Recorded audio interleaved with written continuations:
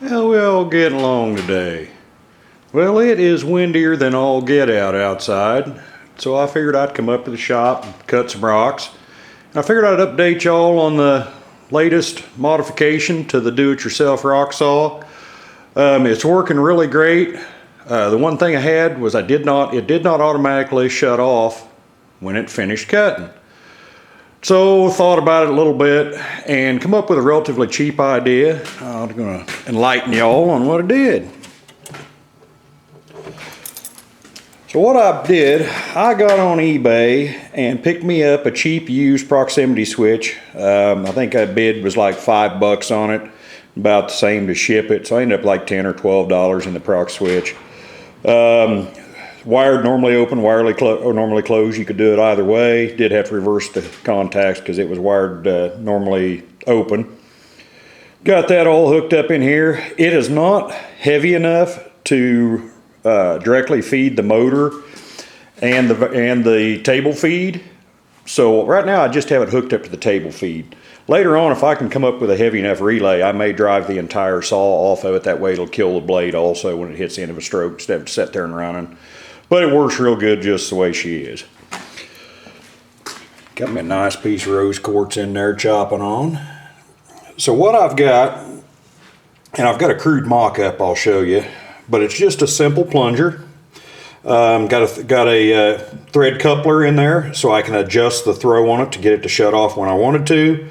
I've got a seal inside this piece of copper pipe, so it made it a little stiff to return. So I found an old spring that I put in there with a washer. That gives enough pressure that it doesn't kill itself and it will restart as soon as I shut it off.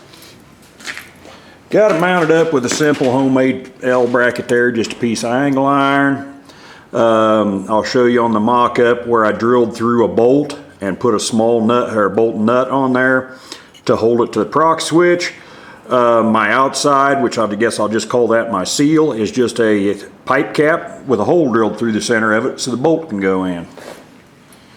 So over here on my little mock-up, so this is what I got. It's not exactly, my copper pipe is longer, my spring is longer, and my pipe cap has a hole in it. But my shaft, this is pretty much what it is. So you've got you a bolt that's ground off flat on both sides. Drilled a hole through it. Got a piece of 3/8 air brake line that I'm using for a seal. And as you tighten this cap down where it passes through the body of the saw, it's squishing down on this air hose. I also have an O-ring sitting on there, sealing it up, and it hasn't leaked a single drop. Had to do some adjusting on the spring. Didn't want it too stiff, but also wanted it to return and start itself after the time I hit the end of the stroke. So I tightened it up a little bit. It's working really good.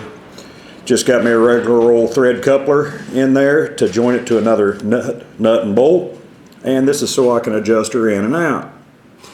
But she's working really good. Just thought I'd give you that update, and I'm gonna get back to cutting some rocks. That's really nice. A friend of mine's wife found that in her yard. It's probably somebody's vacation prize from days gone by. It was just kind of buried there in the dirt, but it's making some real pretty slabs. You can see there's the cut the saw is making. As it gets toward the end of the stroke, it is busting out just a little bit. But all in all, working pretty good for something I only got a couple $100 in. Well, if you want to see how I made it, made the feed table, the automatic feed, the arbor, all that good stuff, you can check out some earlier videos. Didn't do step by step, but got her pretty much covered. Well, hope you all having a fine day. If you found it interesting, like and subscribe. Y'all have a good one. I'm going to get back to cutting rocks.